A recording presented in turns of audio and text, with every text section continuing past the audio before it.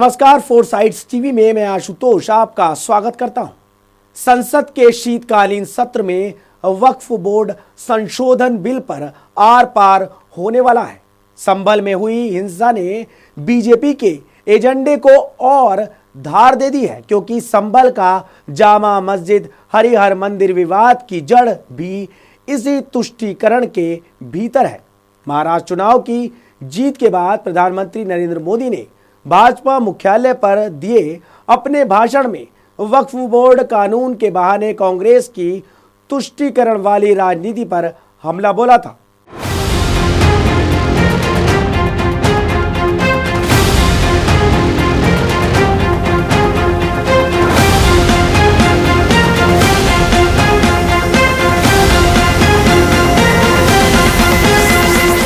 महाराष्ट्र चुनाव नतीजों के बाद भारतीय जनता पार्टी के दिल्ली मुख्यालय पर जब प्रधानमंत्री नरेंद्र मोदी भाषण देते हैं तो वो सिर्फ राजनीतिक विरोधियों ही नहीं, उनके बहाने कई नीतिगत मामलों पर भी तीखी टिप्पणी करते हैं। मोदी कहते हैं कि जब भारत आजाद हुआ तब पंथ निरपेक्षता की नींव पड़ी थी, लेकिन कांग्रेस ने झूठी धर्मनिरपेक्षता के नाम पर तुष्टीकरण की नींव रख दी।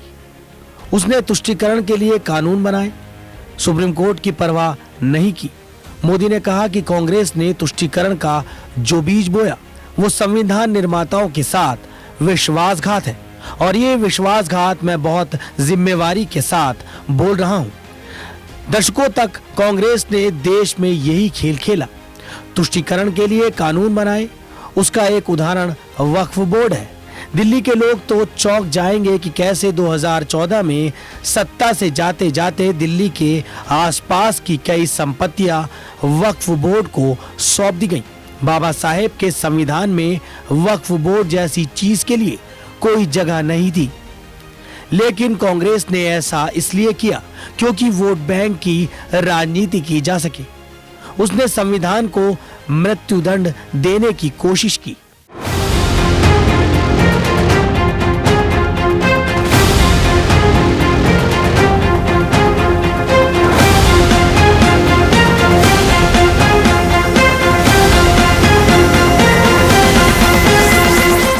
पीएम मोदी के इस बयान से ये साफ जाहिर है कि वक्फ बोर्ड संशोधन बिल जल्द ही हकीकत बन सकता है।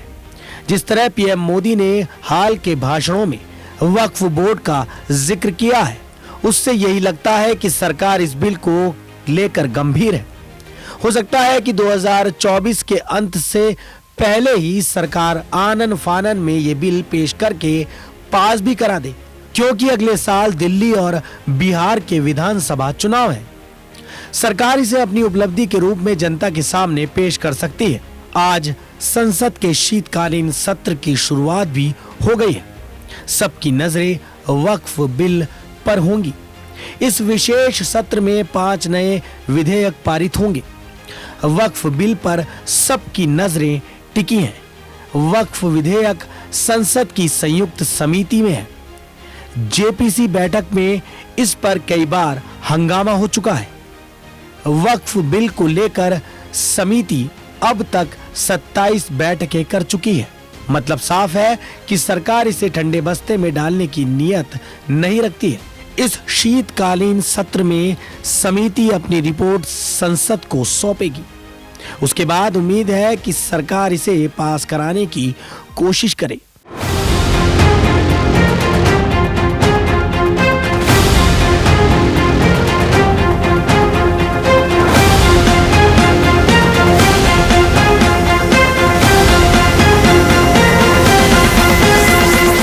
भारतीय संविधान के निर्माण के समय वक्फ बोर्ड के बारे में कोई चर्चा नहीं हुई थी। वक्फ बोर्ड की स्थापना 1954 में वक्फ एक्ट के तहत हुई थी।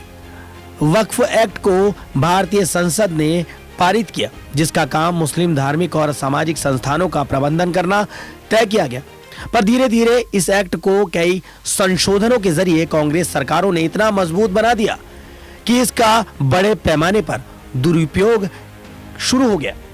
आज की तारीख में ये एक्ट इतना मजबूत हो चुका है कि देश के किसी भी राज्य में स्थित किसी भी जमीन को ये कानून वक्फ बोर्ड की जमीन घोषित कर सकता है।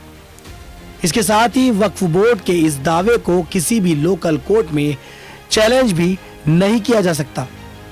इस तरह आज की तारीख में वक्फ बोर्ड के पास सेना और रेलवे के बराबर जमीन कब्जे में है।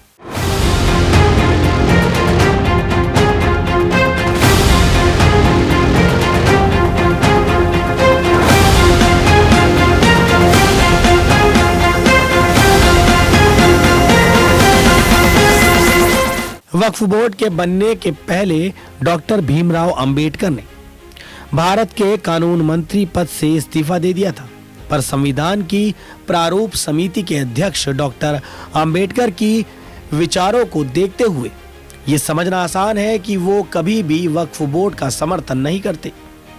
संविधान सभा की बहस के दौरान के.एम. मुंशी, अल्लादी कृष्णावामी और अंबेडकर ने यूसीसी का बचाव किया, जबकि मुस्लिम नेताओं ने तर्क दिया कि ये वैमनस्य को बढ़ावा देगा।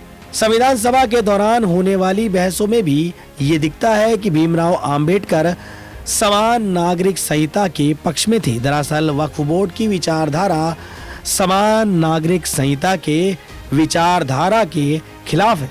इसलिए जाहिर है कि बी.आर. अंबेडकर इस तरह के बोर्ड बनाने की इजाजत कभी नहीं देते।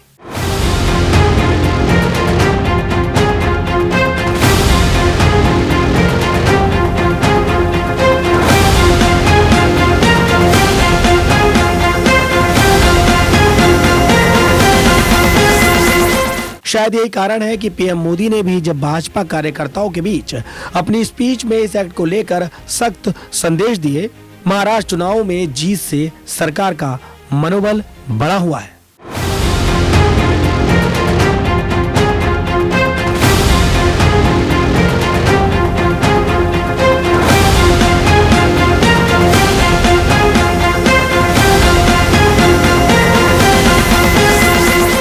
खास खबरों में बने रहने के लिए देखते रहिए फोर्साइट्स टीवी।